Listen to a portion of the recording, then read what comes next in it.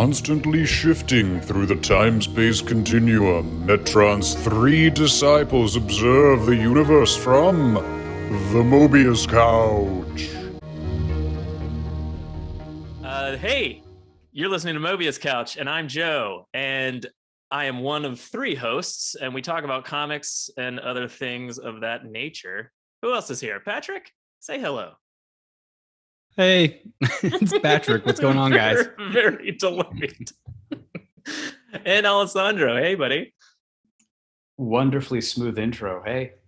So this week we're talking about Identity Crisis. Yes. What year was this? I'm just gonna jump right in because I had an dinner and now I'm drinking beer, so I'm coming in hot. Loved it. I was all ready for it to be corny and not enjoy it 16 years after the fact, but I still thought it was great. The emotional beats hit, the tension hit, the mystery. It's one of those things where the first time you read it is great because you don't know what's going on. And then the second time you read it, it's still great because you see more going on behind the scenes, knowing what the overall reveals are. So I just loved it. I thought it held up great, and I really loved Identity Crisis. Patty, what was your overall? Yeah, same exact page. I loved it. I mean, I've read this more than any other comic book storyline I've ever come across. And I remember this was out. I was at Young Harris College, so this was like 2004. And I remember I'd drive into Atlanta when these issues would come out specifically to buy Identity Crisis because I was so obsessed with what was going on. Like I said, I've reread it numerous times and everything. I remember you so much really happening. liking this. Yeah, it was like it was when I really got back into comics, when I had money as an adult and could buy whatever I wanted to get. And for me, this was kind of like the heyday of DC Comics. They were just churning out such good stuff. And Identity Crisis was just the most layered, fascinating thing that was coming out. And even everything that spun out of it, all the different storylines, because it eventually led to Infinite Crisis, and all the stuff building up to Infinite Crisis was fantastic. So I guess my overall impression is close. I think I liked it. I mean, I don't dislike it in any way. It's a really good book. I think I liked it less than you guys maybe originally. So like for me, it's kind of felt the same just rereading it again. I was just like, okay, good story. You know, like I wasn't just like, wow, that's crazy good. You know, like, so I didn't have that impression back in the day. So I guess I kind of wanted to know the mystery, but I was more concerned with I was way less concerned with who killed Sue, weirdly enough. Spoiler alert. And way more concerned with what happened to her with Dr. Light. Like that was way more fucked up for me and I think like my brain kind of froze on that moment and I didn't care what was going on for the rest of the book. I was like, can we circle back to that fucked up shit? Because that's horrifying. That was one of the cool things about the book, though, is for those that don't know, Identity Crisis came out in 2004, 2005, and it's the overall plot is that there's somebody murdering and targeting the loved ones of the superheroes. So someone that knows all their secret identities and is going after them where, you know, their heart is, their family and their loved ones. But there's a B plot that talks about, you know, some of the lesser known or less important members of the League would do the cleanup after the battles. And Zatanna, who is one of the major heavy hitters in the magic world in DC, she would erase their memories so people would never know who they were. If a villain ever found out the secret identity of somebody, they'd erase it. It kind of plays on that fun idea of like, come on, he's wearing glasses and he's Clark Kent and then he takes them off and he's Superman. Like somebody has to have figured this out. And it kind of plays on this idea of like, maybe that has happened before and maybe they've been doing something about it all this time and no one really knows. And I loved that like angle. It kind of implies they were doing it a lot for a long time. They would go. Well, it also made it seem like it was like a little like that was all they were doing though. And it was very like brief. And it was just like, hey, just take out this one little bit like of memory, you know, kind of thing. But when the whole point that I was sort of bringing up is that like Dr. Light did something really horrible and raped Sue.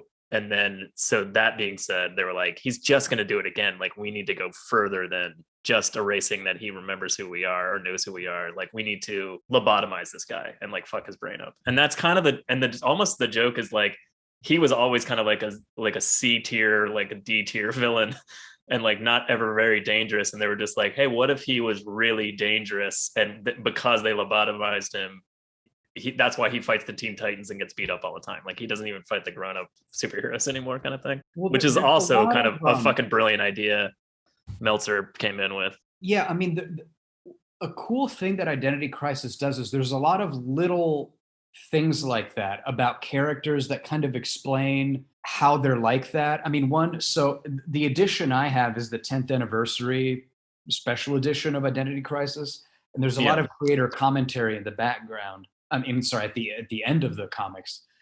And one of the things Brad was, I'm just going to call him Brad because we're on a first name basis, I guess.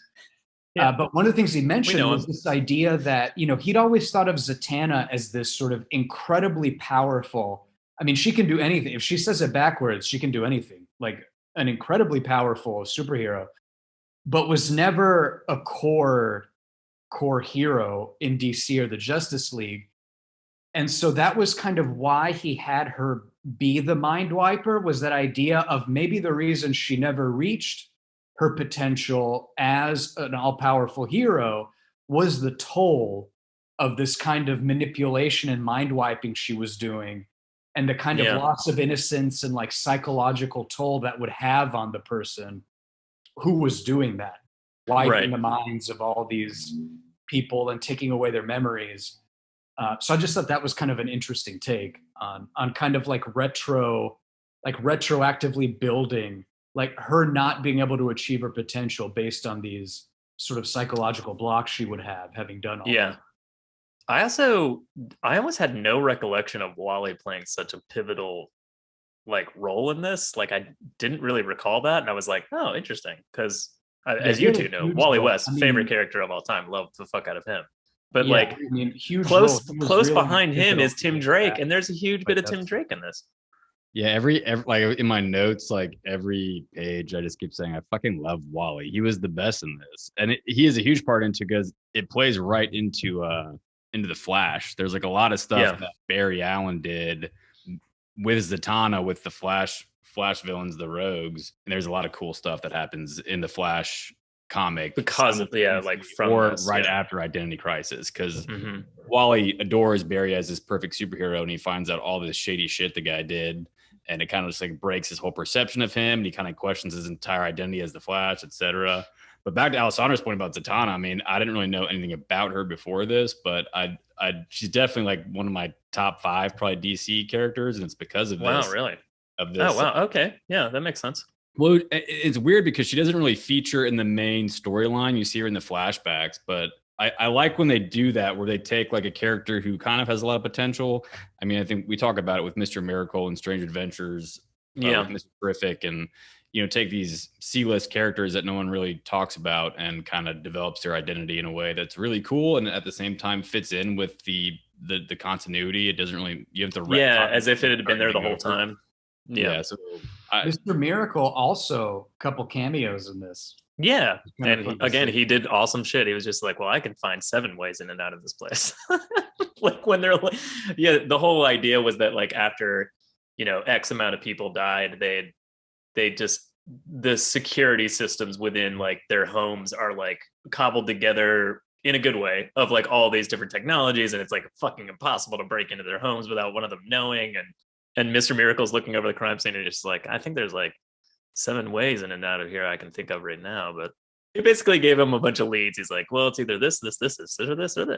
So I think we're getting a little bit in the weeds too soon. So to go back to what Patrick was saying, setting up generally, when did this come out? 2004, Patrick, you said? Original. So we were in our first year of college. So that was 2004, 2005. Don't reveal too much about your identity, Patrick. And I know it's old because I still have the issue by issues, like the actual issues I bought at the comic book store, and you have the advertisements, and one of the advertisements is the first season of Smallville when Lois Lane shows up, which I think is like season 4. It's 4, I think it's 4. It's like this show is this story is old, and the fact that it holds up is, I mean, the story holds up well. I don't love Rags Morales' art, but I didn't love it back then either. So like it's still the same. It's not like I was like, it's not bad in any stretch of imagination. He does a really good job. I think one of the things that I notice about artists in comic books is either they're really good at drawing like just Batman, and they're like all they do is as an example, but Batman or like the Flash, like they draw the Flash and they're really good at drawing the Flash, but you have them draw Superman and it looks the same, and then everybody looks the same sort of. So he does a really good job of drawing all of these characters and making them look separate, and they don't seem generic body types, and they're not all the same human being with like a mustache or a different mask on, kind of thing. So I think he does a good job with that. But overall, I guess I'm just not like a huge fan of his work. But I have the same kind of take on it. Let me rephrase that. So I don't like the aesthetic look of his art, but I do like the composition of the scenes that he does. Okay. And I don't know how much of that is Brad's direction, because another thing you get reading the commentary in the version I have is that apparently Brad is very controlling and specific in like his scripts and panel descriptions that he sends. It could be because it's his first time. Yeah, but it was kind of funny reading that, because Rags would like every once in a while you'd see kind of a passive aggressive complaint to like, well, I don't get to decide anything here. But I do like the composition. One thing though about the look of the different people is there's also a part where Rags talks about the different actors that he used as models for each of these heroes. Okay, interesting. In there, like Ralph Dibny, I can never remember his name. Elongated Man. Elongated Man. All right. So the elongated man is Dick Van Dyke. That makes a lot of sense. I kind of see that. Yeah. And then Adam is a young Paul Newman. Okay, I kind of see that too. Oh, Wally West is Brad Pitt. Wally West was Brad Really? Pitt. What? Yeah. I'm gonna have to look at that. But does he say who he used for Connor Hawk? Because that guy's haircut in this is not good. Oh my God, looks bad. What the fuck? He has the little like. I wanted to talk about that. I took a screenshot of this stupid little bowl. He has a little like monk. It looks like he has a little monk cap on his head, like hair cap. It's really funny. I guess was he a monk? Either way, it's a ridiculous. He was raised by monks or something, and then I get what he's trying to do, but he's not depicted that way in like any other comics. So you're just like, what? And he shouldn't be. He should not. He shouldn't be. He looks so stupid. Anyway, my opinion on the artwork. Overall, I really like the artwork, and I do like the fact that they, like Joe was saying, that all the characters are distinct looking, and even if they're out of costume, immediately who's who. The composition's great as well. There are certain beats where people's facial expressions look completely insane. If you look at one of the pages before they go to fight Deathstroke, Kyle Green Lantern looks like a madman, but it works in some ways when someone's going through, like when Robin's dad, spoiler alert, we're gonna have ourselves, but when Robin's dad dies, there's I guess we should clarify that there's spoilers. We're just talking about the comic. It's also 16 years old, guys. Oh yeah, well, if you haven't read it and care to read it without knowing, please don't turn this off immediately. Turn it off. Unsubscribe from the podcast. We actually haven't spoiled the ending yet, so that there is that. Yeah, but I will say some of the close-ups of characters are terrifying, and I hated the fact. I know we've talked about how it's unrealistic how Batman has those like white eyes, and Mr. Miracle has those white eyes when they put their cowls on. But I hated the style of him having the actual human eyes peeping out from the mask, and you could see Nightwing looks terrifying in this first issue. Mr. Miracle looks frightening. He looks frightening. It's so overall, I love the artwork. The covers, Michael Turner did those, and he's very stylized artist. His issue number 4 with Wonder Woman holding up the lasso. I think, in my opinion, one of the greatest images of her. Is so badass looking. Well, all right. So quick note. First of all, this is not former Atlanta Falcons running back Michael Turner we're talking about. No, this is the now currently not alive anymore. Rest in peace. Awesome comic book artist Michael Turner. Yeah, and talking about his covers, one of my favorite all-time covers is issue 7. Yeah, the cape, everything, all the costumes kind of hanging on, hanging without a person in them is that's one of my all-time favorite covers. And especially for the series, it's just an incredible cover, given the content of the series and everything. All right, sorry. I know I keep reeling us back, but just to give the audience more info. No. Keep us on track, man. So let's wrap up. So this idea of the actual overall crossover event. So one of the things that was cool, at the time when Identity Crisis came out is it was still kind of before, I feel like it was 2006 or 7 when we got into this cycle of every year there's a crossover every year. It happens all the time. And it was bigger and bigger, and then it involved more and more books. And so what was cool every about single book had a banner across the top of it that's like part of this storyline. And you're like, oh God. And it's like, it was endless. And this one was cool because it was still kind of like, oh, this is a big deal. This is a big event where everybody's in the comic, and it really felt but it was contained within this storyline, and you didn't have to read all the other crap. You could just read your normal stuff that you would normally read, like Flash and Robin or whatever the hell you like to read. And then, well, but the other part too is, apart from being contained within the storyline, the scope is contained. Like a lot of these crossovers, especially succeeding ones, are Darkseid or Thanos, it's bigger or and bigger. It's always the universe the next big thing. And this is a murder mystery where, basically if you took the plot and didn't make it about superheroes, I mean, well, I guess you could argue whether it's as interesting, but it would still be a readable story and somewhat interesting and compelling. So I just appreciated that about it too. I liked the focused nature of the actual plot, and they still managed to get a lot of powerful actions. Like there's a cool like superhero fight scenes and a bunch of Justice League people. So it still has like grand action in it, but the overall story isn't the universe is at stake and flying all over creation and realities. It's a contained murder mystery. So I liked all of that, like that whole vibe of the crossover I really liked. All right, well, so let's jump into the actual issues and all that. So the story begins with, just to wrap up the first issue, is basically introducing the conflict, which is Elongated Man's wife dies. That's the kind of thing we're setting up, and then the key there is that their identities are public, and they went public at Ralph some point. And Sue Dibney are kind of celebrities. They're kind of, I guess, like a Marvel Fantastic Four thing where everybody knows who they are. That's a good. Ralph doesn't even wear a mask anymore. He doesn't have a mask where his eyes color can show through. And Patrick. Yeah, I will say though, like going back to Meltzer's, he's very good, I think, at developing characters, right? And, it's Brad, but Brad Meltzer, B Melt.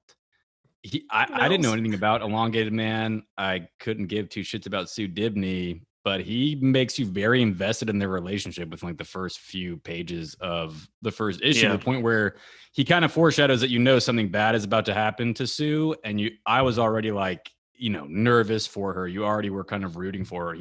He is very good at getting at least for me as the audience or the reader, to get invested in these characters that I had never heard of before opening this book. Also, unlike a television show or a movie, trying to have a murder mystery within a comic book is a little more difficult, because it's like having every frame of a movie on pause, and you can just analyze every little detail in the picture. So like they did a really good job of showing her death and like leaving it a mystery. And you're not immediately like, oh, it's obviously like someone shrunk down like the Atom and is beating the crap out of her. Like she's just gyrating around in frame, and you don't really, and there's blood suddenly, and she's like, Ralph, help, and they do a really good job of like not letting you know who or what is hurting her, and still making you freak the fuck out because Ralph's freaking out. I wanted to go back to Patrick's point, because this is something Brad wrote about in the special features. So he quoted Hitchcock in, "There is no terror in the bang, only in the anticipation of it." And he talked about how in writing, so for example, that first issue or the issue where Tim's hot dad dies, it's like the audience knows what's going to happen. Like you already know, well, this person's dying. Like tragedy's coming. So he talked about how in writing, the buildup of the anticipation, like that's where the real thrill is. And that's when the audience is really gripped, even if they already know what the end result is. It's how you set up that anticipation and how you signal that, like, oh, get ready because this bad thing is coming. And that buildup is where the actual thrill is. And I think he does it well, because in both issues, like both cases, I mean, at least for me, it worked. Yeah, like you're really gripped by what, even though you know what the result is going to be, you're super gripped by what's coming. Yeah, it's fucked up because not only is Ralph not home and she's on the phone with him dying, so he can hear it and he's freaking out, but also the whole plan of their evening is that she likes to throw these like murder mystery surprise like dinners for birthday parties for her husband Ralph, and like he's like so smart and so on point that he like knows everything ahead of time. He's like, oh yeah, she's got Green Arrow looped in this year, it's gonna do something crazy, whatever. And like this idea that like at any moment in time, like all the superheroes are just going to show up at their house, like it, like and the idea that she's getting murdered right before this happens is almost like crazier, because you're just like, Superman could have walked in the front door like 10 minutes later, like kind of thing, like you had no idea kind of thing. And so even that is like an interesting layer to the murder that's happening while you're watching it and you don't know. And I know we kind of shat all over Rags earlier, but I did want to say, I mean, one panel I liked was, I thought it was a cool effect in when Plastic Man finds his dead wife. Elongated Man. That panel, oh Jesus, Expendable Man. Sorry, Ralph. I'll just call him Ralph. Elongated. Okay, so when Ralph finds his wife and in the rain, and he's like screaming in grief, like his face is sort of melting, like you can see him sprinkler control of his form. And I thought that was kind of a cool effect and cool idea. And at the end of the issue as well, like at the funeral, he's literally can't hold himself together. He's like, his face is melting because he's all torn up and upset. I was gonna bring that up. That panel of him finding her body, and he's like wrapped his body around her like charred corpse, and his face is just like distraught, and it's elongated. It's a haunting. It's a haunting image. Right? Again, they do a good job with that. Ralph is a daddy. Oh yeah, that was another fucked up part. I forgot about that. Can I do a little? I want to do a side note. All right. Yeah. About daddy. I want to talk about that word. Word. It's weird, right? It's weird that like you call your sexual partner daddy. She's not saying that in that way in that moment, though. Are you talking about you? But that connotation is in the word, and it's like daddy. Anyway, I know this isn't really related to the comic, but I find it unsettling that we make daddy sexual. And I find it unsettling because my daughter literally calls me daddy. So it would be unsettling if my wife also called me daddy. It'd be weird. Like imagine if you were having consensual marital sex with your wife, which we know is the only type of sex you can have, right? I think that's not controversial to say. And like in the middle of it, she called you daddy. Like, yeah, daddy, fuck me, daddy. I want that, daddy. Like, that's weird. But people do that. And it's bizarre to me. Well, it's weird that other people want to be called that. Yeah, that's another thing. That's the other part. I mean, I think a bizarre amount of people find this acceptable. So I think you're crossing a line that a lot of people are like, what are you talking about? That's totally hot. It's just weird to me. And again, I agree with you, but I'm just saying we might be a very small minority. I understand the concept, the idea of it, but verbalizing it does bother me. Yeah. It's crazy. And the thing is, like, but again, that's not what Sue is doing in that note. It's true, but it kind of. What if she was?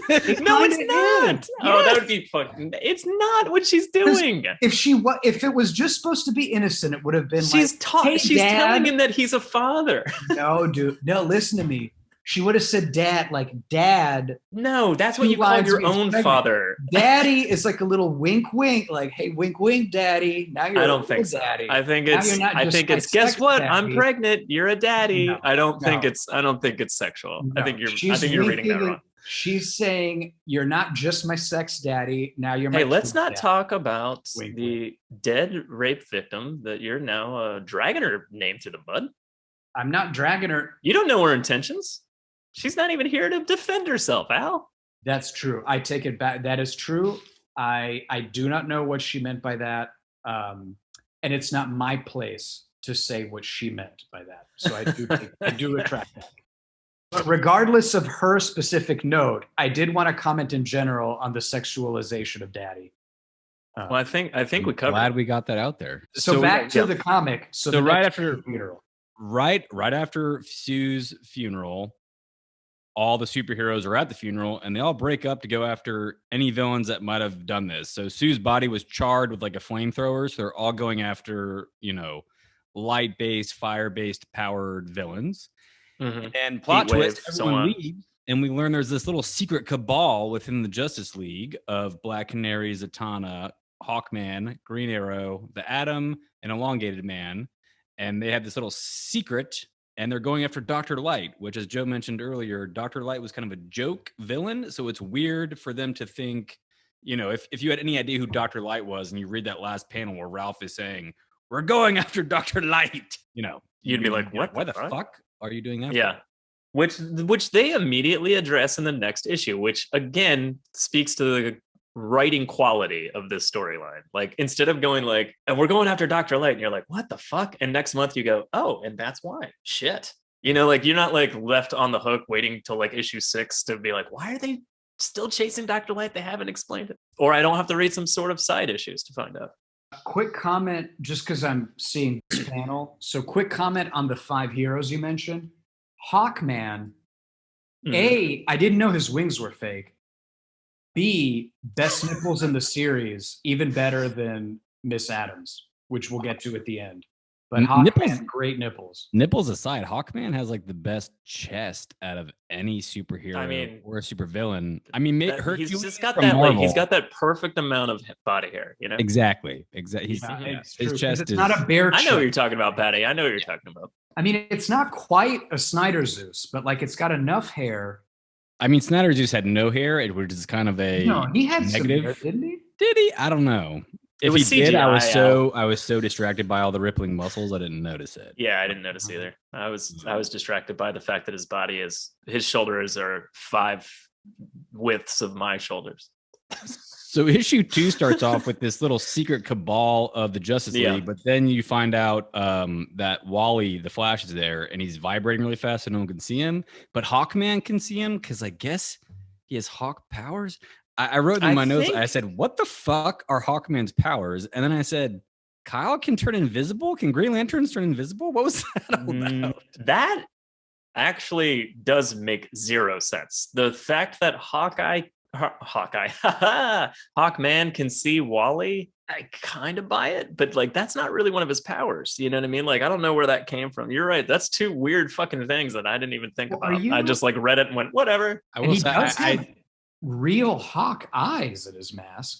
Yeah, the way that it was drawn was very strange. I don't understand where the hawk vision thing comes from at all. Well, they're from his literal hawk eyes. Those are not human eyes. They make it seem like his literal hawk eyes are not a part of a mask, but a part of his body. And you're like, is he not wearing a mask, but the wings are fake? This is bizarre, and I don't get it. Is it a helmet, and the helmet makes him see really good? I'm not quite daddy level, but I found it unsettling. The kind of man-human he seems to be was a little creepy to me. But he's a hero. I'm told he's a hero, so that's great. Also, I know this is not a visual medium, but I love that sassy Flash pose we get. Oh, the sassy Flash pose is my favorite. His hip is cocked out. Yeah, and he's like, I know what you're doing. I know what you're doing. I know what you're talking about.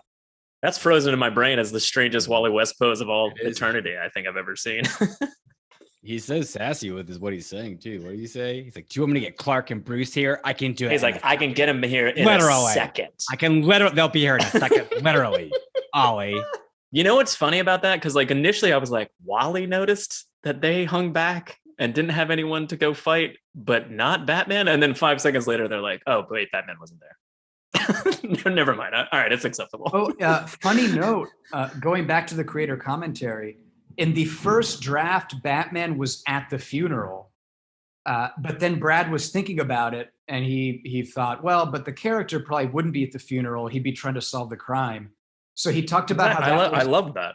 Yeah. But he said that was like the first time in writing it that he kind of realized, these characters I'm writing are pre-existing and have a personality and have a history, and I should let them sort of direct what they do in the action. So that was kind of a neat comment. But yeah, originally Batman was going to be at the funeral, and instead he wrote that out and just had Batman leave a note on the door saying, like, don't touch the crime scene or something, just to give like his presence, right? Like to show that his presence is there, but he wasn't. Batman actually is a backseat in this story a lot. Like he's kind of in the background almost the whole time, which I kind of like, like it's kind of interesting. Like it almost portrays him as a character better, having him not around solving the crime, quote unquote, and like working all the angles as opposed to like, and then at the very end, he's like, wait a minute, and he like starts to figure it out. And you're like, and that's when you finally show him, which is awesome. Well, it's almost better portrayal of him, not even having him around. Yeah, and they did that with pretty much all the big three. I mean, Superman, Wonder Woman, Batman, the Trinity, we all know them, are all kind of not central, but really you do feel their presence throughout the comic, even if they're not always really in the action. I thought they did a cool job of just making sure that, I don't know, like even that Batman note that has the Batman symbol. Mm-hmm. So like the three heroes sort of icons are always around. And you feel the presence from the way the characters talk. The other characters are constantly talking about them. Like, oh, Clark's not here. Or like, don't bring Diana. Like, I don't need her yet. Or like, they mentioned that specifically at some point. I don't remember. A lot of the narration is taking place from Oliver Queen, Green Arrow, who I'm not a huge fan of that character, but I will say I did really enjoy getting his POV when he's talking to Superman or Batman or Wonder Woman, because, as a reader, you kind of look at them as all superheroes, but there's very much a tier system. And the way Ollie views them is kind of like they are gods of themselves. And he has this weird irritation with them, and he kind of doesn't like them. But at the same time, he almost has this God-fearing aspect to him with them. And he also has like a lot of respect for them. So it was just very interesting to kind of see another JLA member getting what his thoughts are about, the big three and how the other people in the superhero community view those people. So kind of on that note, but I'm shifting topics slightly, but it's about Batman and the Dr. Light scene. So Batman was there, and they do a great job of not having him there. And then later on, they show that same panel. I guess and if you're not paying attention, Batman is in that panel. Well, I was just going to say, we're at the point where we're in issue 2. Wally and Kyle want to know why they go after Dr. Light, and they tell this horrific story about how. I didn't know if you really wanted to go beat for beat. My bad. Oh no, I was just going to say, just explain that the big reveal in the second issue is right. Go ahead, Patrick. What you were saying. Dr. Light sneaks onto the JLA watchtower when no one's there, and Sue Dibney's up there, and he rapes her, and it's a very awful. Which again, still on that note, or like in that scene rather, the fucked up. So one thing Brad did in issue 2 was somehow fuck Sue up even worse after she's already dead, which is crazy. Like that you have the ability to do that. Like, hey, I killed her in the first issue, and in the second issue, I get her raped. Like, holy shit, man, you're like really messing with Ralph and Sue. But I mean, they're clearly like the victims of this whole book. But so Batman, I guess what the reason I brought up Batman and the reason I was tacking that onto what you were talking about is the distinct, like, Ollie referring to him as Bruce and constantly going like, well, Bruce would never have stood for this because of blah, blah, because it's Bruce. And he would never, like, if he wasn't even if he agreed, he wouldn't allow it unless he was involved in the decision-making process kind of thing. And I was just, and he just has him up on a pedestal. But again, there's like a bit of resentment behind it, like it plays into that this scene that we're now talking about. Yeah. So back to the scene. I don't know. I don't want to focus too much. It's graphic. And I think the worst. So again, Dr. Light is a goofball, side Teen Titan character that they might beat up at the beginning of a comic book issue before they go fight the main villain. And he's just like deadly in this issue and fucking evil.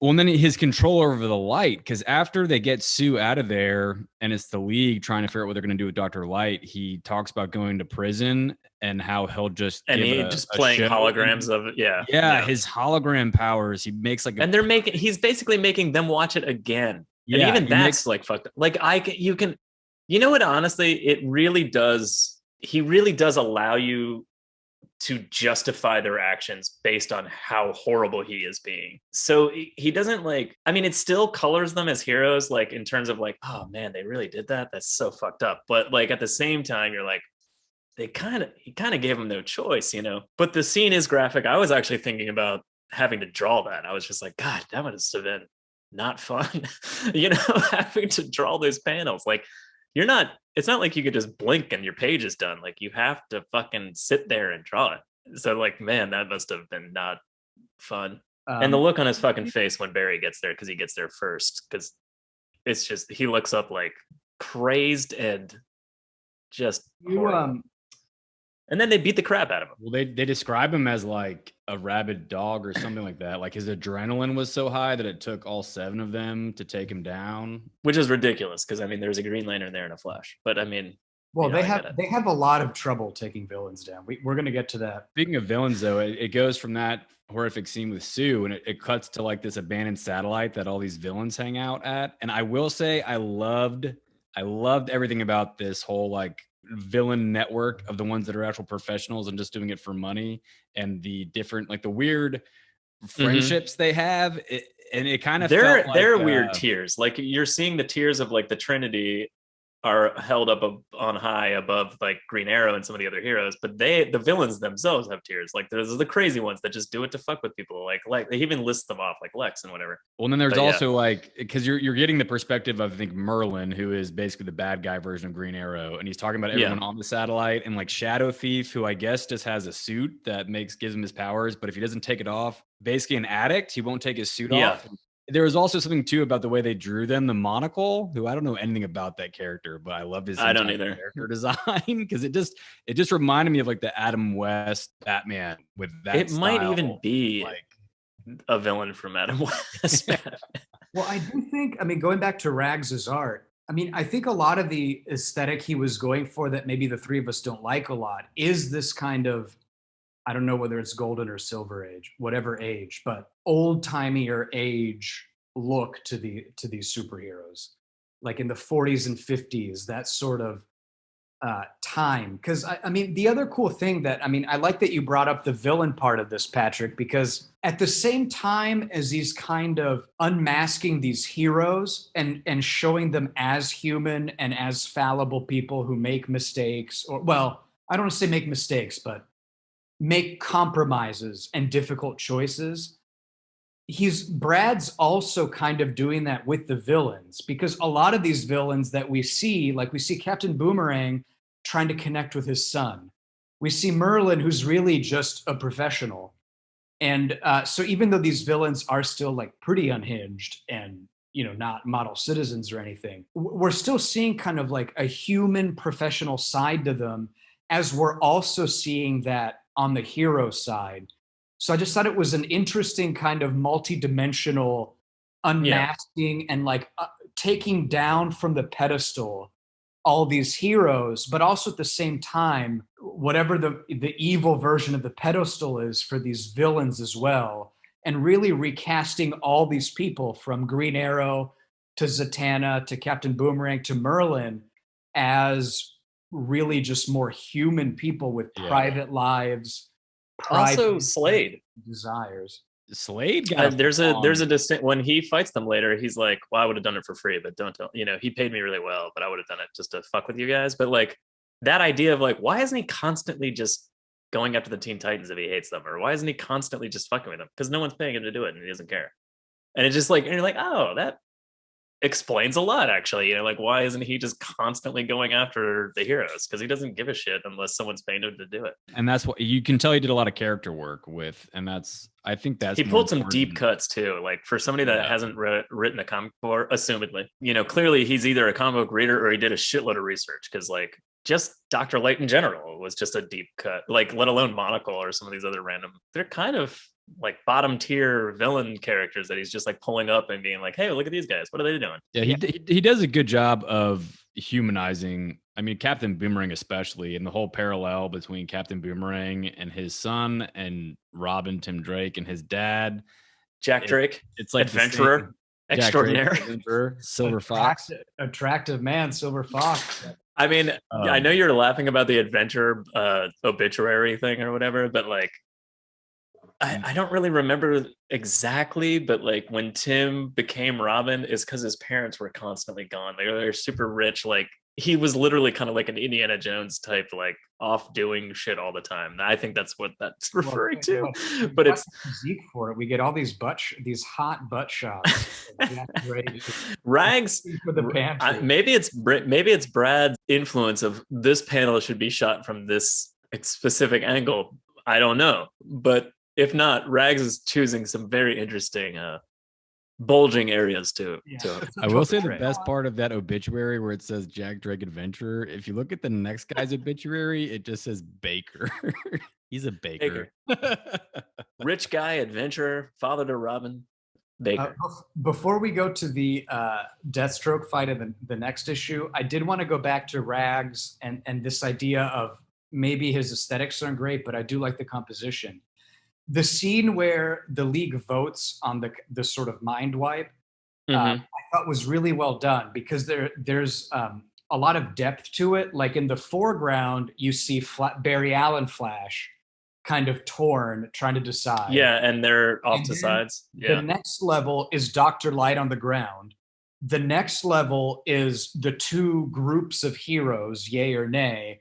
And then the next level past that is sort of the planet Earth outside of the that's a good shot. I was actually just on that page randomly. Cool kind of multi-depth shot of showing like a lot of layers visually going on there. Also, it's funny because it looks like it's 2 yeses and 3 nays, but really the atom is sitting on. I was just about to bring it up.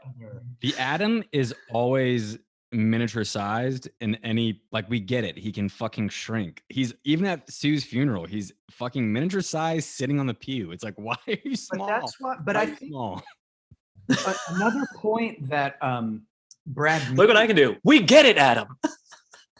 But we get it. I know you're joking. I know you're joking, but that's intentional because another point Brad makes is his focus on iconography and, showing like the bat symbol, Wonder Woman's lasso. Like you see there's a lot of shots where you don't see the hero, but it's just maybe Superman's chest with an S there. Yeah. Like, highlighted by your favorite cover by Michael Turner also. Yeah. Like the focus is on the icon and what the character represents to then kind of contrast that with like the human we see. But then to go back to Adam, like what is iconographic about the Atom, if not just that he's tiny. Yeah, Hawkman standing there with his mace and his wings. Adam's little. Yeah. We get it, Adam. Ray, just stop it. Stop it, Ray. That's a good point, though. I didn't even think about it, but when they go to interrogate Slipknot, I think it's Slipknot. It's Slipknot. They bring Wonder Woman, but is it Slipknot? Band. Is that a band? No, it's Slipknot. Slipknot band, yeah. It is also a band.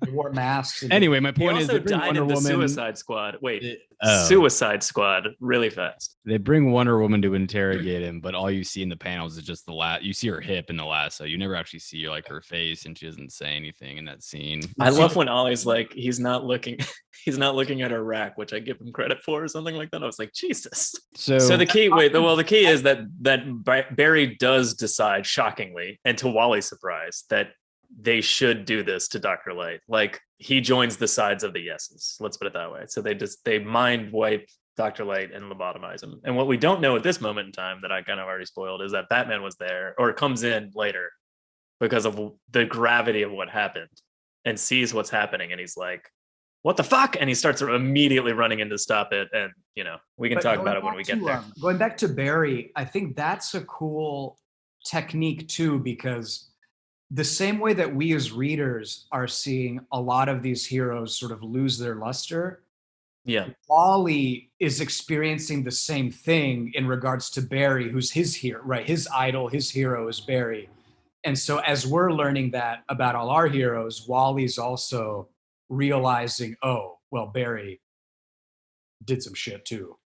And that's why I think Wally, again, I grew up more with Wally. I don't know shit about Barry, but I just felt like Barry's presence as a martyr and this symbol that Wally looked up to was just so much more potent than the actual character of Barry. I mean, don't get me up on my soapbox, Patty.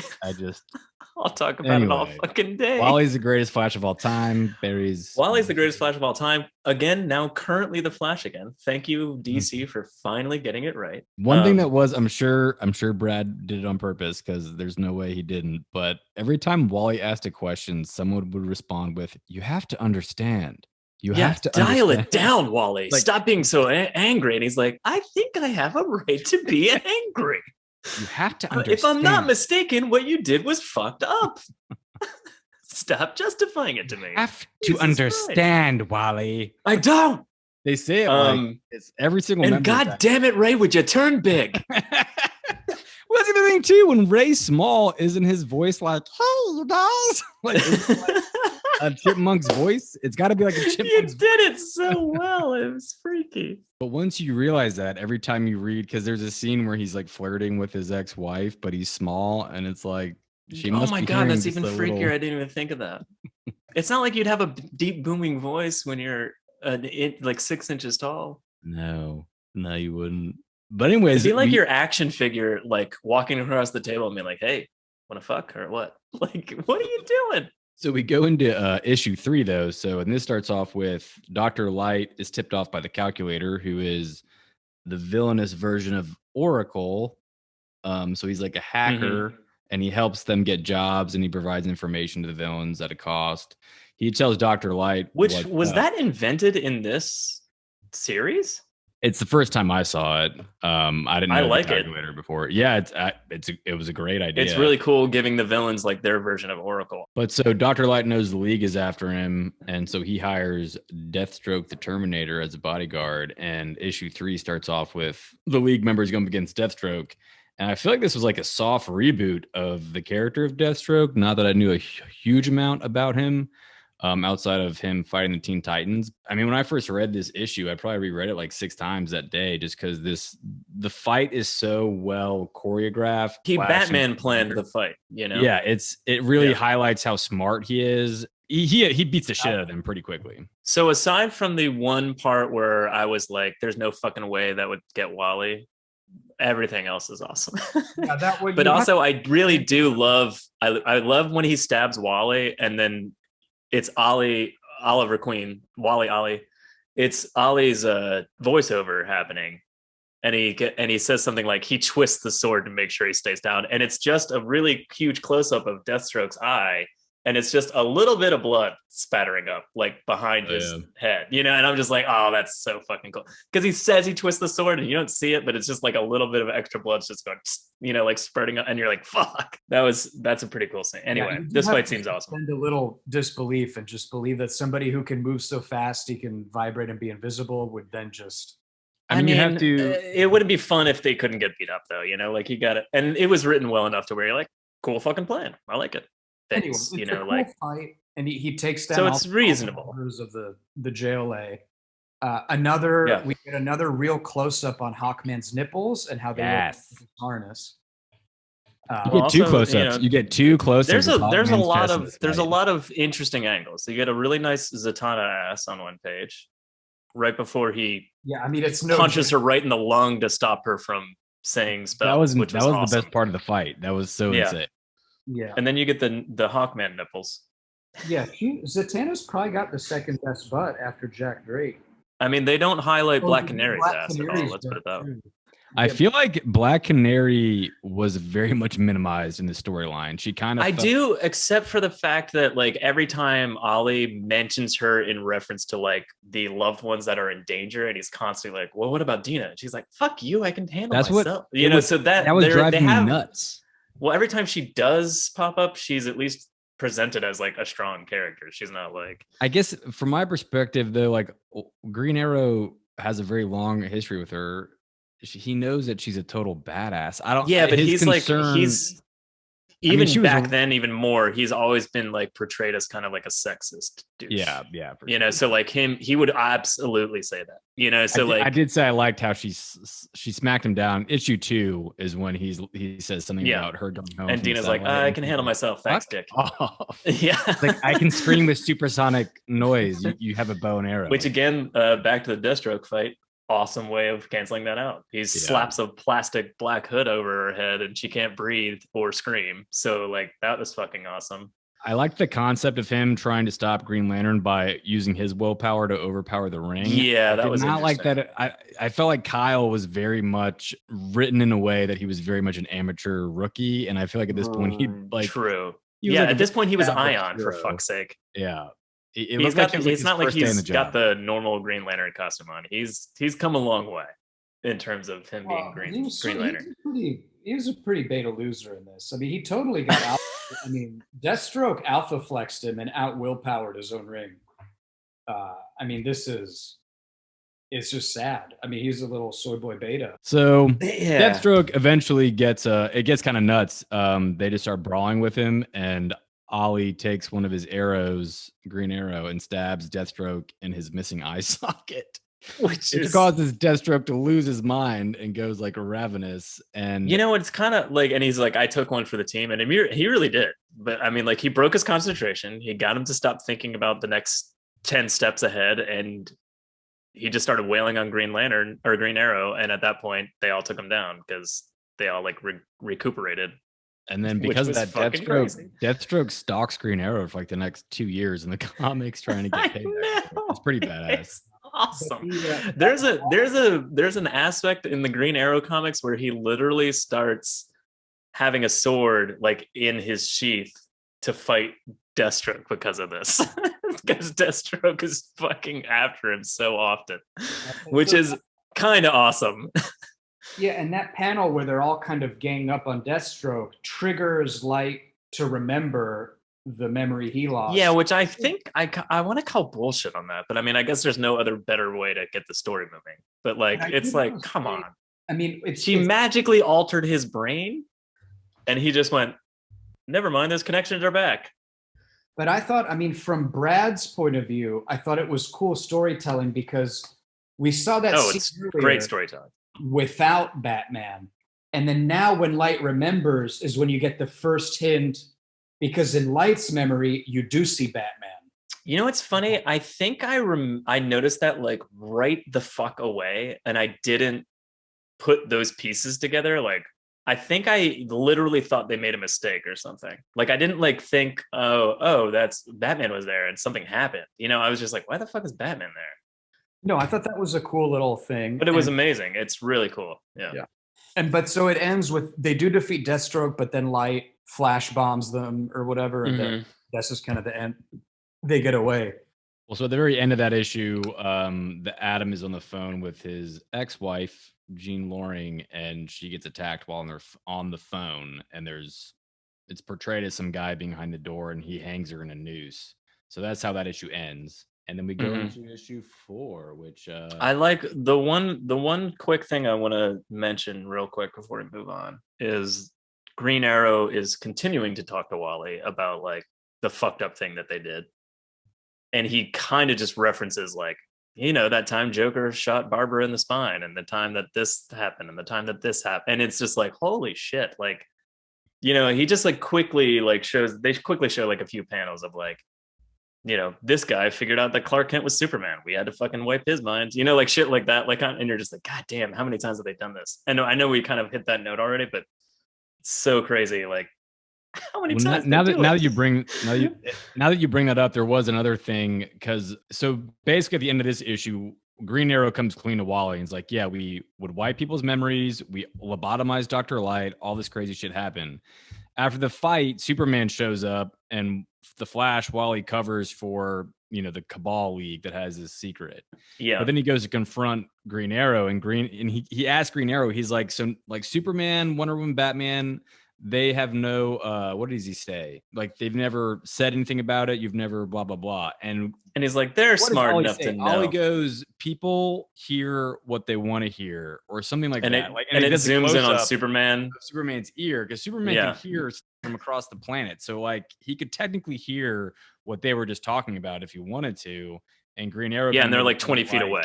Yeah. You know, Batman, Superman, and Wonder Woman get to be these perfect heroes because we do the dirty work behind their backs, so they don't have to ruin their reputation. Yeah, and going back to that about they only hear what they want to hear, I think he also makes a specific comment of like, Batman only knows what he wants to know. Yeah. Too. So yeah, it is that kind of idea of, they look the other way and we make sure, again, like you said, we do the dirty work. They stay clean, but he's the one that I don't think it's necessarily true with. Batman? Yeah, because I feel like he would disagree with it, which they blatantly show that he does, like when he does see it happening. But maybe he's aware of the lesser, because they were lobotomizing Dr. Light at that moment, but not just like tinkering with his memory real quick to make sure he doesn't remember that Bruce Wayne is Batman or something like that. So maybe he does sort of know about the lesser transgressions, and it's the big one that he's like, fuck you. But like, I think the implication is that the big three know that they're wiping memories. They didn't know that they're altering personalities. Yeah, I think that's what. Or the other implication that I kind of took away was that maybe he did figure it out, or he did sort of know, and then he was like, no, this can't go on anymore. But when they took it out of his memory, it's not there anymore, sort of thing. Does that make sense? Yeah. I mean, what another cool thing about the comic in general is, you sort of come out of it thinking there's more, like there's even more secrets somewhere, right? Like you don't come out of it thinking, oh, well, Green Arrow's come clean, all the secrets are out. Like you definitely have the impression, okay, there's probably way more secrets and way more things going on. Yeah.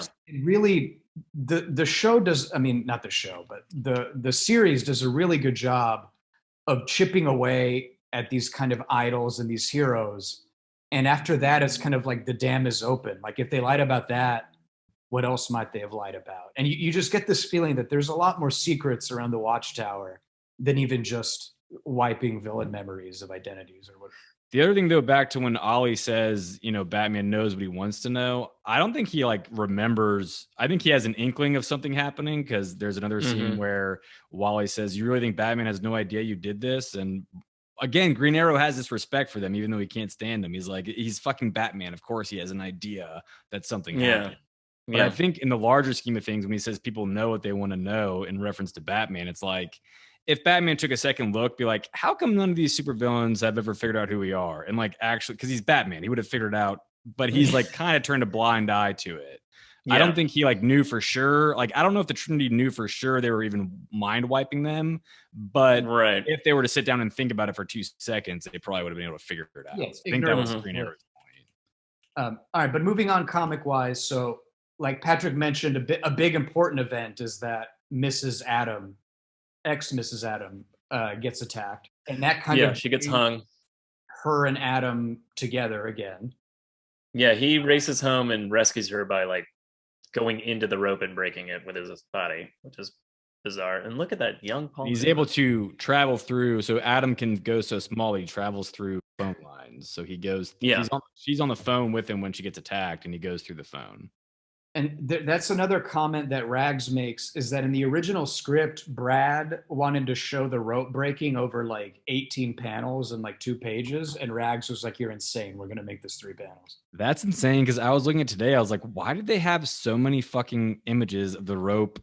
And the rope doesn't even look that different. It's just this is the most boring. Why did they actually? I was thinking that same thing, because I was reading it digitally, and it literally went from rope scene to rope panel, blown up. Because I was like, next. I was like, is something even happening? What the fuck is it? Why is it taking him so long to grow big? It takes a millisecond.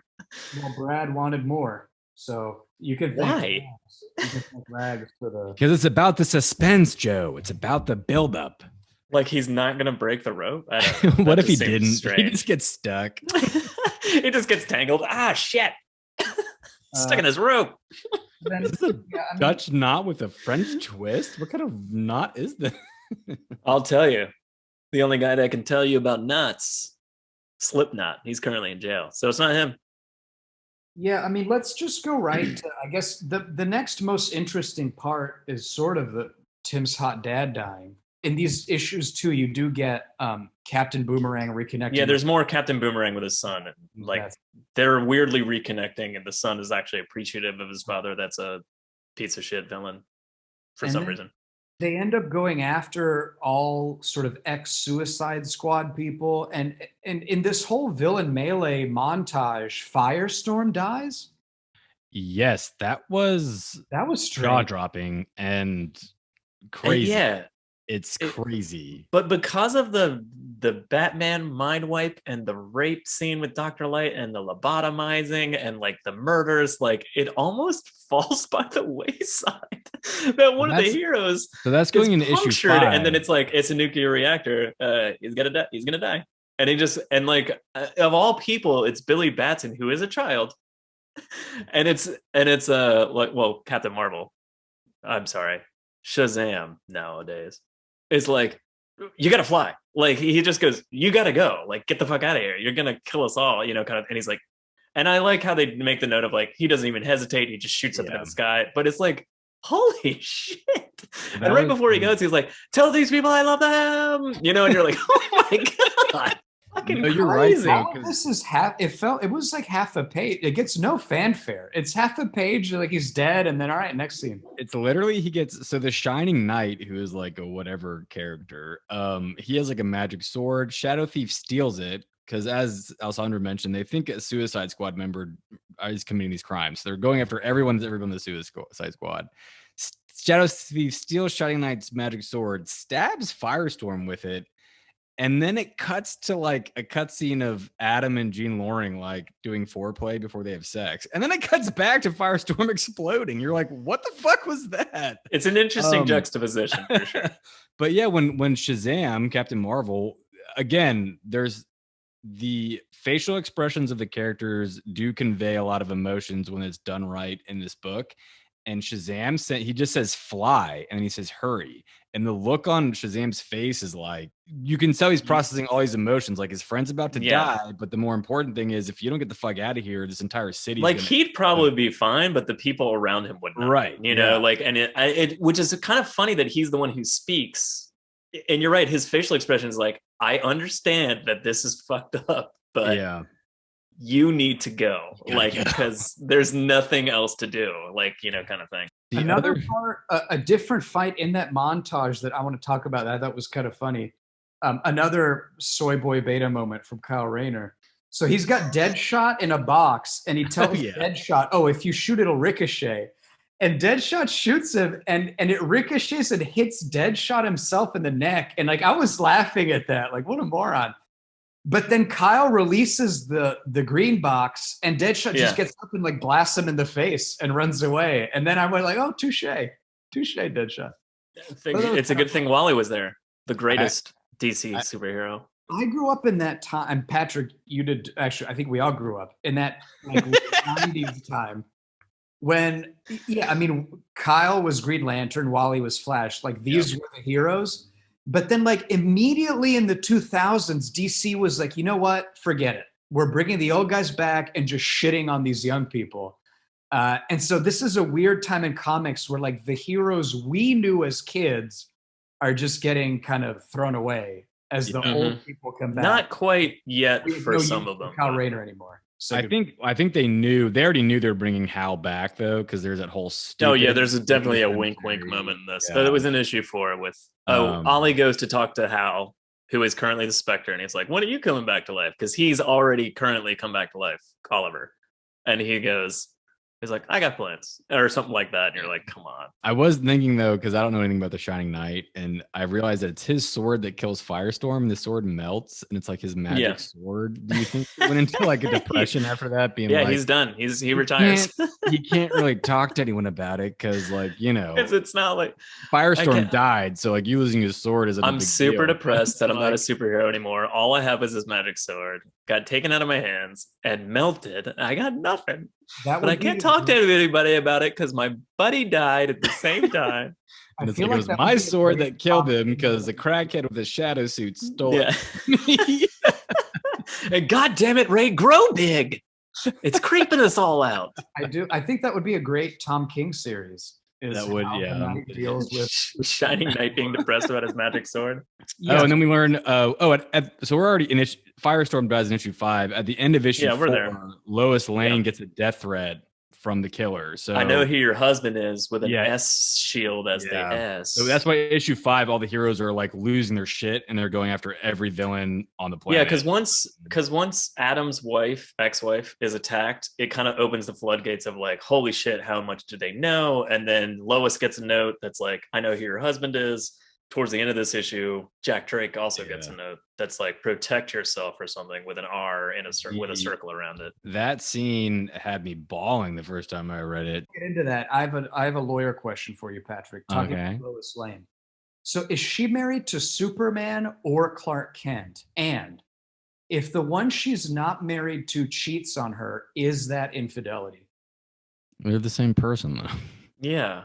Yes. Are they legally the same person? Yes. Yes. Okay, so if Superman and I don't know where I got this example, but if Superman were to have sex with Wonder Woman above the Pacific, and their sex would cause such force that basically a tsunami happens and kills who knows how many millions of people, Frank Miller, that would be cheating. Okay. Yes, and Clark Kent could be sued for damages. Yeah, I just wanted to bring that up. They're the same person. Frank Miller's a terrible writer, and I just wanted to bring. Let's get back to Tim Drake and Jack. Well, actually, before we get on to Tim and Jack, there's a scene again. It's cute. Captain Boomerang bonding with this child that he gave up for adoption, or maybe didn't know was born. I'm not sure what the deal was, but he's teaching him how to throw a boomerang. And the son, whose name is Owen, throws it really well. It's the razor boomerang, and he throws it right at Captain Boomerang's face. And Captain Boomerang's about to die. And then, surprise, surprise, Captain Boomerang Jr. has super speed, and he runs and bursts forward. Yeah. And I don't know if y'all know the implication there. Well, so first of all, Captain Boomerang absolutely knew that he had a son, and he gave him up for adoption. The implication there is that the mom isn't who we all thought it was in this book. Yeah, he definitely talks about being sorry about giving him up and stuff like that. Oh, yeah. That's right. I should have known that because I just read this today. But I'm more interested because I read the Flash tie-in, and it talks about you find out who his mom is in the Flash tie-in. And I feel like it was a storyline Jeff Johns was going with, and then he just went off the book. And they brought Barry back, and like, who cares at this point? The new Captain Boomerang's dead anyways now. But his mom is Kid Flash's mom. Him and Kid Flash are half brothers. Did y'all know that? Yes, I did. I Wikipedia'd it. Oh. All right, so let's get to Father's Day. Great issue. Back to what we talked about when Sue died. That idea of you know exactly what's coming, and yet it's still terrifying and gripping. And it was that times. See, this one is more horrifying to me because Robin had just left. And recently, Robin's father found out that Tim was Robin. So like, he's aware of it. He goes out at night. He's upset every time he comes home. He's like, what's that black eye? He's like, nothing, it's fine. Like, it's what I do. Don't worry about it. Like, I'm fine. I'm safe, kind of thing. So they've been doing that the whole time. What if he wasn't Robin? Like, what if he was really just out doing drugs or like, giving BJs? Dad, I'm Robin. I swear to God, I'm not in a fight club. Wouldn't that be hilarious? But he told his dad, like, no, I'm Robin. That's why I'm out. He just puts on a costume, climbs out on the fire escape, and then walks downstairs and changes again into normal clothes and walks out. But that isn't the kid. He is Robin. He is a real Robin. Well, it's sad, too, because the dad, on this night, Jack asks Tim to not go out on patrol that night and convinces him that it's the right thing to do. And the dad feels bad. And he's like, yeah, you're right. Well, he'd also just been spending time with, like, not going out a lot and staying home a lot. And he's like, I have to go out and help. Like, this is what I do. Like, you've got to let me help. Like, I need to do this. He's like, all right, okay, I get it. Okay. Like, go ahead and go. Hot dad, Jack Drake, gets this gun. Adventurer. And like any American, I don't want to get political, but like any American, he thinks, well, the answer to a problem is a gun. When we all know that statistically, a gun in the home makes it more likely that somebody dies there. But whatever, he does the American thing and grabs the gun and thinks, I'm going to defend myself when he could have jumped out a fucking window. I mean, the note says protect yourself. Al, he's just following the instructions. All right, whatever. I guess he's a beta too. He's just a soy boy doing what. He could have just climbed out on the exact same fire escape that Robin just left on. Could have. Exactly. To go do drugs or whatever. He could have hid in a closet for the 2 minutes it took the superheroes to get there. But he did. I guess you would think he's probably, if this is a villain who has bypassed all of the security systems that the JLA has, I guess if I thought they were coming to kill me, I'd be like, well, yeah, I guess I'm I don't know what to do. They're probably going to come into the window I'm climbing out anyway. They're probably already in the room with me. And I don't know. See, if he's been following all the news out all week. If I found a box that the villain had clearly planted there with a gun that said "protect yourself," I'd think, you know what? Maybe I shouldn't do what the villain box is asking me to do. I think I'd be or is it a hero box? We don't know. I think I'd be so terrified I would just stand there until they came to kill me. I probably would too. I probably would have been like reading the notes still, like, what do I do?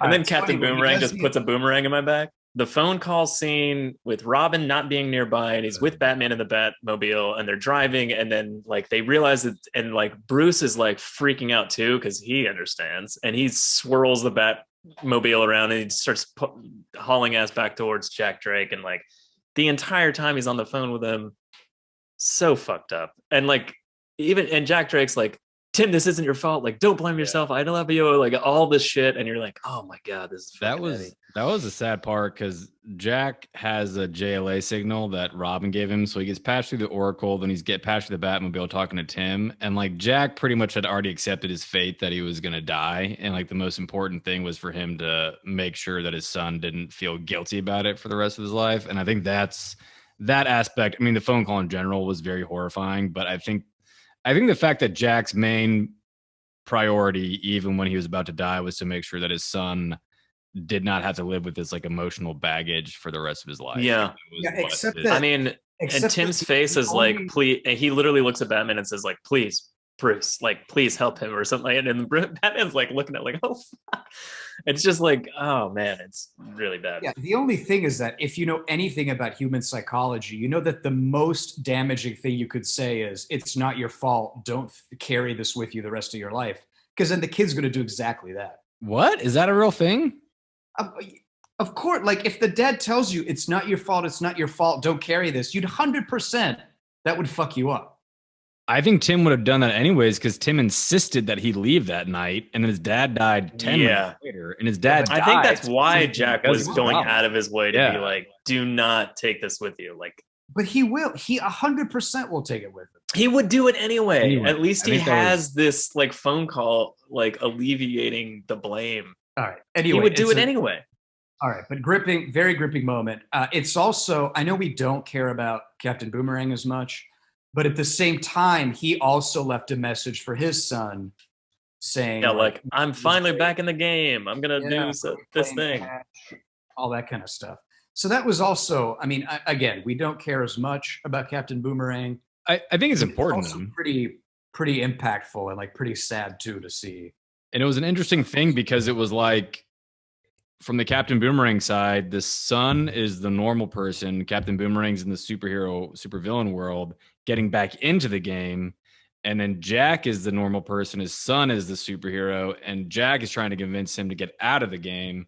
So it was kind of like a very interesting parallel, and how I just thought it was kind of a clever way to show these two relationships slide into each other and just the ramifications of this storyline kept going. Like the new Captain Boomerang, his son thinks of Robin as like Tim Drake as like a nemesis in a way. Like your dad killed my dad. Like fuck you. They carried that on for a long time. I think they actually do reconcile at some point. I kind of, and not because I want Jack to somehow not be like blamed or something because someone's invading his home and he shoots first. But it would be a little less ridiculous if Captain Boomerang had thrown the boomerang first and then got shot 7 times or however, instead of getting shot and then somehow throwing a boomerang while flying backwards with blood spraying out of his chest and then also killing seems a little ridiculous. Okay, throw the boomerang first, then get shot. That would be a lot more that's not logical. In America. So American. That's not how I will say it was a little odd for Jack and this is kind of going against what I just said about him accepting his fate. Maybe he thought he would get out of it. But when he calls Oracle and he's like, "You're on the phone with me. He's in my house. I'm allowed to shoot him. You're my witness. I can kill him right now. So you're my witness, okay?" I thought that whole dialogue beat was like, this is very strange. I don't know. It's like calling 911 and being like, "Someone's in my house, but I'm gonna kill them. But you're my witness." No, but and I'm in the right. Jokes that happens. People do that. Like there's recordings of people on the phone saying, "You're my witness. You know that I'm being attacked," and then you hear a gunshot, like on the phone. So yeah, maybe it was just again a weird level of realism inserted into the superhero story that Meltzer I'm not saying is trying to get across. If I had the same situation, I might do the same thing. I don't know. I just thought it was a weird to take the effort to write that dialogue in for a comic book. Like you kind of really pick and choose what, writing you want to focus on. I thought it was just a weird beat that didn't really fit with the rest of the scene is all. So this issue wraps up with 3 panels in a row of blood spreading out onto the ground under their dead bodies. Going back to what we were just talking about, is Oracle even admissible in court? It's not absolutely not. It's not 911 that he's telling. This is, but right. Yeah. So the 3 panels, actually, I thought it was kind of a cool way to show action and passage of time. It's like identical panels of the 2 men lying dead, but just more just the blood spreading. Yeah. That panel of Batman cradling Robin, I thought was really cool. Yeah, that's what I was just going to mention. Yeah. Because you kind of like Batman's shadow sort of like engulfs most of Robin. And you can, it's kind of like this image of Batman's like orphan legacy almost sucking in Tim. Like Tim's now an orphan and like the curse of orphan Batman and all the other Robins are orphan. I mean, it's like this weird kind of visual. It almost feels like Batman and that. Yeah. Tim had been different from the other Robins for so long because he had his parents still, and then his mom passed away and that was a big story arc in his book. This obviously taking his father away from him was like that step towards being like a quote unquote, I don't know, legitimate Robin in the sense that they all need to be orphans. Well, it was Bruce even says that in the car when he like has the pedal to the metal of the Batmobile and he just says to himself, not again, like because Bruce's parents died, Dick's parents died. I mean, I know Jason Todd's parents were probably dead. I don't know if they died in front of him. But back to your point now with that was kind of one of the images that stuck with his mom fucking died in front of him. Who's did? Jason Todd? Jason's. Oh. Yeah. That image of Batman cradling Robin is one of the main images I remember from this storyline. And that was one of the examples I was thinking about when I said that his artwork can sometimes be strange, but when it comes to certain emotional beats, like you can see just the absolute devastation. All you see of Tim's face is just the one eyeball and tears going down it. Yeah. Batman does look like he looks like an empty costume. Like you can't see his eyes at all. And then it also says Batman and Robin orphans right below that image. I thought the whole beat of this entire direction the story went in with Robin's dad dying kind of didn't come out of nowhere, but I mean, definitely the most emotional beat for me, I think, even more so than Sue Dibney dying for sure. I mean, so that. Again, our listeners have no idea about this, but you guys do. Tim Drake, number 2 favorite character of all time. Wally West, Tim Drake, top 2. Tim Drake isn't even the best Robin. What are you talking about? Damian. Are you out of your fucking mind? He's a way cooler Robin than Tim. Oh, we can argue all day. It goes Damian, Robin, Dick, Jason, and then you said Damian, Robin. You just referred to Tim as Robin, so I think you just kind of tricked yourself. I think you just slip. Maybe we should bump Tim up. I think you just Freudian slipped yourself into revealing who the best Robin is. We gotta go Tim, Damian, Dick, Jason. I agree with Jay. It's obviously Tim, Dick, Damian, Jason, but okay. Stephanie. Well, we can all agree Jason. We can all agree on that. Tim's dad dies. Big reveal. Flash confronts Green Arrow. Says, "Hey, when Dr. Light did that explosion, I saw Batman in that fight, and you never mentioned Batman being there." And that's when we get the big reveal that Batman showed back up after Dr. Light had been taken care of, just because it was Sue, and he wanted to check on Sue. He sees Zatanna lobotomizing Dr. Light, and Batman loses his shit. And so the League takes him down, and they all vote. They take a second vote that night and they decide to erase Batman's memories of it. So that was a big fucking plot twist. And that catapults into like really cool stuff going forward, because it's revealed that Batman kind of in the subconscious remembered that happening. So he doesn't trust the other superheroes, which caused him to create this whole OMAC project, which is these like super robots that take down the ramifications of this story arc, I think, are almost more interesting than the actual murder mystery shit. Not. Yeah. And I think that's why I go back to like the Dr. Light like rape scene being the part that stuck in my brain as like the big part of this story arc, because it set up all of this shit. That was my main takeaway from the story arc, was just like, holy fuck. And then like Batman, this whole thing, because Batman starts to figure it out and he does all this shit, and then storylines after storyline happen from it. Same with Wally finding out Barry was less than great, and like the fall of his hero opens up these doors to like all these other Flash storylines. Like, it's crazy how much this reverberated throughout the DC universe. There's that great 3-issue run on Teen Titans, because the Dr. Light was like a joke Teen Titan villain forever. So now he's got his mind back. He goes after all of the Teen Titans ever. There's like 50 of them, and he fucking annihilates them. And it's a great run. It's awesome. That's a really good story too. So Batman, so they all figured it out. Batman realizes at the same time as the people doing the autopsy on Sue that the flames didn't kill her. Somebody microscopic size was in her brain. They see little footprints in Sue's brain. That was another, I found that really creepy. Like that panel where you just see the brain scan and like these and the little two impressions. That I thought that was a super effective. Like I just found that really creepy. It was very, You know what I like, and again, diving right into the next issue, Ray the Atom, which is your immediate assumption is the villain. You're like, oh my God, it was Ray. You're kind of like, oh my God, it was the Atom the whole time. That's why he's always small, you know, but seriously, like your immediate assumption as a reader is that it's Ray, the Atom. But like the next issue, when he realizes that it's fucking Jean, his ex-wife, and you're like, holy fuck, that whole conversation's so fucked up. So let's talk about issue 7. Throughout the entire story arc, Batman, he says to figure out who the murderer is, you have to ask the question of who benefits. And so that is something that keeps recurring, like who benefits from these murders, who benefits. And it makes sense because Jean is the Atom's ex-wife. She's the one that left him. They make that explicitly clear that she left the Atom. And so it makes sense that he did all this to get her back. And then you find out in the next. So they do leave you hanging for a month. You think the Atom is the fucking murderer because they do a very good job of making it seem that way. Back to Rag's artwork. Rags is this? Rags is this? She's got great nipples too, like Hawkman. Well, not only are her nipples, but no, not her nipples at all. But the weird facial expressions that we've been talking about this entire.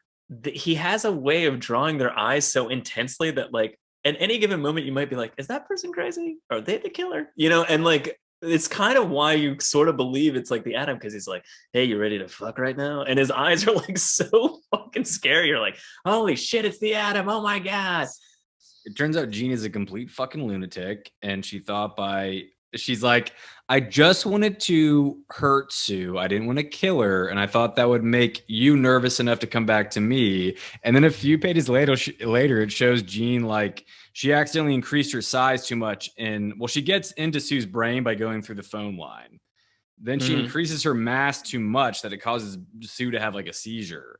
And she said, even though I practiced a lot, it was so confusing and disorienting that when I like kind of grew larger, she basically just stepped on a part of her brain and caused like a fucking aneurysm. Yeah. And you're just like, oh my God. The best line that shows how crazy Jean Loring is she says, I didn't mean to kill Sue. 2 pages later, it cuts to her with a flamethrower. She's like, but I did shrink down some other weapons just in case. And you're like, what, bitch? You shrank down a flamethrower? Why? And then literally Adam, like 5 minutes later, is like, but then why'd you send the gun to Jack Drake? And she's like, I don't know. I thought he would defend himself. And you're like, what the fuck? And like, man, I will. And that scene is so fucked up because she's like, oh, come on, Ray. It's not a big deal. Like, I know. Straight up sociopath. Like, fucking lunatic. Adam just leaves his spare Adam suits in a fucking trunk in his ex. They had kind of mentioned it, like he moved out and had just like left a bunch of shit at her house. But like it was just like, I don't destroy them. I don't know.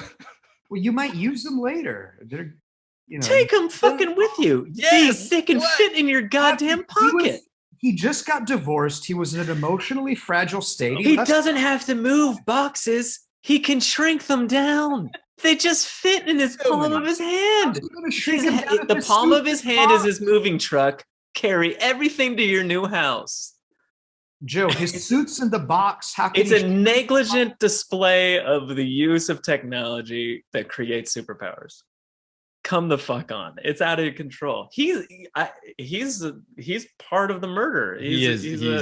And I do think his reaction was very spot on because he just shrinks down to nothing and disappears. Like he can't even face his friends or anything. He just disappears. And I feel like that's a very reasonable response because he is very much culpable for, I mean, he had no intent behind it, but you can't just leave your fucking super suit in your goddamn ex-wife's basement. What? Anyone could have found that. Like, what the fuck, dude? She did end up finding it, and she is crazy, and she did some fucked up shit with it. But it could have literally been anyone. Like, not just her. I mean, it could literally have been anyone. Jean Loring's identity was public information. Everyone knew she was the Adam's ex-wife. Like, they'd be like, let's go see. Also, it was funny back before we knew Jean was the murderer. The Adam goes to her house and brings her a crossbow, like not a gun, he brings her a fucking crossbow. And then he goes, it's loaded. He goes, it's loaded already. And then I'm like, yeah, the string is drawn back and there's a fucking arrow in it. I'm pretty sure anybody on planet Earth would be like, this fucking crossbow is loaded. It'd be great if he gave her the crossbow and she just said, oh, no, thanks. I've already got my flamethrower. Also, by the way, so all right, about ramifications and what came from this book, how have we not seen the resurgence in the Jean Loring villain that knows all of their fucking identities? She turns into she becomes like she becomes Eclipso. I think in the current continuity. Oh fuck! I forgot all about that. Jesus Christ! But yeah, she does play a big role in the Infinite Crisis stuff like that. But the last thing I have to say about Identity Crisis is the very end when Ralph. So I wanted to talk about that too. God, that was so goddamn creepy. Someone tells Ralph to talk to Sue like as a way to grieve, and it cuts to Ralph in his apartment by himself, and he's like not just like talking to her, being like, full-on conversations. Yeah. He's having a full-on conversation where in his head she is fucking responding to him, and it's so goddamn fucked up. So and I loved it. Who is it that tells him to do that? Ollie, yeah, Green Arrow. Yeah.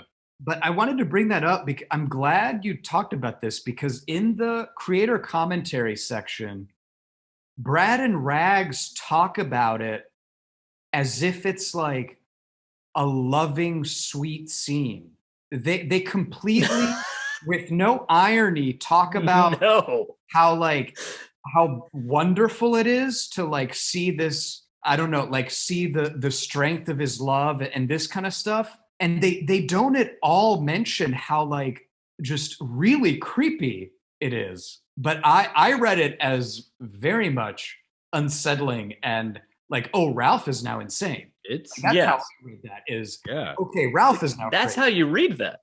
But that's how anybody that's sane reads that. But apparently, you go, oh, he's lost his mind. Apparently, Brad and Rags wrote and drew that as a genuine, like, you're supposed to see a loving husband and like a healthy way to grieve and like how sweet that is. And their love lives on after she died is what they meant. No. That is not what it conveyed at all. I thought it was super creepy. I thought it was like, also, he's talking to her about like going out and being social. The other part of the conversation that's not being said is like, hey, why don't you just stay in? Or, yeah, that's great that you're going out with your friends or whatever the fuck. The point is the other part of the conversation is not healthy. So like, even if you see it as like, oh, this is wholesome. He's grieving and talking to his dead wife, like at a gravestone, you know, the same kind of, like, I visit a grave, I talk to my dead wife, you know, kind of thing. But he's just talking to her in bed and turning off the light like they're going to bed together. He tells her a fucking joke, and then he goes, "You haven't heard that one before," as if she said she's heard it before. It'd be different if he was like, "This happened today. I wish you were here," and him trying to remember her and thinking what kind of advice she might give. I feel like that's a healthy way, but he's just pretending like she's still alive. If the conversation, you nailed it, Patty. If the conversation was like, "I love you, I miss you, I wish you were still here. This helps me," like cathartically, kind of thing. And like, obviously not as shittily said as I just said it, but like that kind of message was conveyed. Sure, that would I get it. Yeah, this disturbing Insane Ralph scene. This is what Brad says about it. The last I love you too balloon doesn't have a tail on purpose. It's supposed to read both ways. This couple's love for each other is very much alive, even if Sue isn't. The League endures, and so do human beings as they learn to cope. Yeah, when I first read that ending, I mean, I put that book down and I was like, that was not a happy ending whatsoever. No, it wasn't. On that note, this is what Rags had to say about that scene. I thought it was important to have Ralph reach over and turn out the only light, hers. So having Ralph on the left made sense for the motions of his turning out her light. For me, having her light on is like the light in the window, waiting for the sailors to come home. It represents hope. I felt the last scene needed to show this while we cry for Ralph, Sue, and the Justice League. It was one of the many poignant scenes in the entire series, and it ends so poetically. So that's what the two creators said. I read that completely as, this is fucked up. Ralph's lost his mind. This is dark. To this that's day, how I read it. I don't think a single human being would just disagree with us. Honestly, like I really don't, like, except for the two people that made this book, apparently. And maybe their editors. I bet even their editors are like, what? That's not how this reads. This is maybe an interesting. This could become an interesting discussion on like artistic intent and interpretation. Yeah. I did not at all read that as a poetic, hopeful ending. No. If anything, I thought they did a really good job of leaving us feeling very unsettled. Like, I thought they intentionally were like, Ralph lost his goddamn mind. And also, I don't know how Ralph's powers work. I know he drinks this juice or whatever, but they show a trash can full of it. And I'm like, I don't know what that means. Is he drunk? Does it get him drunk? Or is it just... Oh, I thought that was like whiskey or something. Also, he drinks like this. Also, what the fuck is going on with the Justice League awards? Like, they actually give awards after their adventures. It says, hereby elects Elongated Man for his expert assistance in the Spectre in the Shadows adventure. It's on his fucking wall. What is that? I feel like that's the league just going like, hey, everything's okay. How... Here's a little pat on the back. Here's a little award to hang on your wall. That must be an old award from the 50s or whatever. I doubt that's like. But I mean, it's just No, it's literally from this moment. Yeah, no, it's on his wall, like in the. Yeah, but it could be an old award as well. Well, yeah, I'm just saying the fact that Justice League gives its own members awards for the fact that they name their adventures. Printed that out. No, that looks like he printed it out. He just didn't. Like he just Googled like Justice League award. You insert your name and just print out the words. Also, Ralph's. I love the idea of that. Just like you just Google, just Google Justice League award and just type your name in. So Patrick, print it out. Is Gingold his elastic juice? I thought Gingold, yeah, like DC liquor. No, that's just like a soda he likes. That's not his like serum or whatever. I don't think. I think it gives him his powers though. Does it? The fact that I don't know the answer to this is upsetting to me, and I'm pretty sure Patrick's right. Why doesn't everybody have elastic powers? Learned that all of the Gingold is only sold on one street corner, and he owns the store. He doesn't sell to anybody. It's locked. It's locked. Top tier. Ralph, which we didn't mention it, but Ralph's like smart. I mean, we mentioned he was smart, but he's like a detective and all this other stuff. But it says on Wikipedia that he learned that all body benders he spoke with drank a popular soda called Gingold. Ralph set to work learning chemistry and developed a super concentrated extract of the rare gingo fruit of the Yucatan, which gave him his elasticity. So he took diluted. That gives him elasticity. he took a diluted soda and boiled it down, refined it to its core ingredient, and now he has superpowers, and no one's figured this out. I guess not. Or it's just such a fucking lame superpower. No one's like bothering with. I don't want to stretch. Who wants to do that? What am I, Plastic Man? Exactly. Plastic Man is better though. He can do all kinds of stuff. All right. Well, do y'all have any last remarks? Last remarks is this story still holds up, even though we're giving it a lot of shit right now. And I genuinely appreciate the art, even though I do have a lot of things to say about it. But the writing is spot on. And I really loved the fallout from this book, I think, is my main takeaway from the series as a whole. I was just like, I loved the doors it opened up into all the different heroes' individual books. It turned a huge corner for Tim Drake. Like, Firestorm changed characters. And as Patty was saying, Wally West realized Barry was not up on the pedestal that he thought he was, and there was a lot of fallout from that. Yeah, I loved it. I think I've already pretty much praised it. So just to summarize, I thought it was a great arc, great story, cool characters. I just want to add, don't keep unlocked firearms in your home. If somebody breaks in your home, don't approach them with a firearm. Statistically, that will not end well for anybody. Statistically, it will probably end with a razor sharp boomerang in your chest, as we've seen. Likely. I mean, it's very likely. Call the police. Don't escalate a situation with firearms. I loved it. This is probably one of my favorite comic books of all time. It is my favorite comic. I think Mr. Miracle is really giving it a run for its money, and we'll see how much I still stay attached to Mr. Miracle years to come. But I still love this storyline. I enjoy it every time I read it. And something we always talk about is, why do they choose certain storylines to adapt for television and movies and not? And I cannot for the life of me figure out why the fuck this hasn't been made into a miniseries or a movie or something, because it's about superheroes, it's about murder, mystery. It's got like everything that Americans at least are fucking obsessed with. I think what you're tapping into is a future episode of this podcast. We should have a discussion about this. Oh, well, I was just saying, like, I don't understand. I wonder if there's some sort of legal tape or something, but it doesn't make sense. It's so well done, a huge ensemble cast. Everyone has a part to play. Like, there's no wasted characters. It's just fantastic. Yeah. And I don't know what the fuck goddamn DC is doing. Warner Brothers, like, just fucking get your shit together. Y'all have great source material. Just get your goddamn shit together. All right. Well, that's been Mobius Couch for this week. I'm Joe. You've been listening to Patty. Bye, guys. And Alessandro. Don't keep firearms in your home. And goddamn it, Ray, grow big.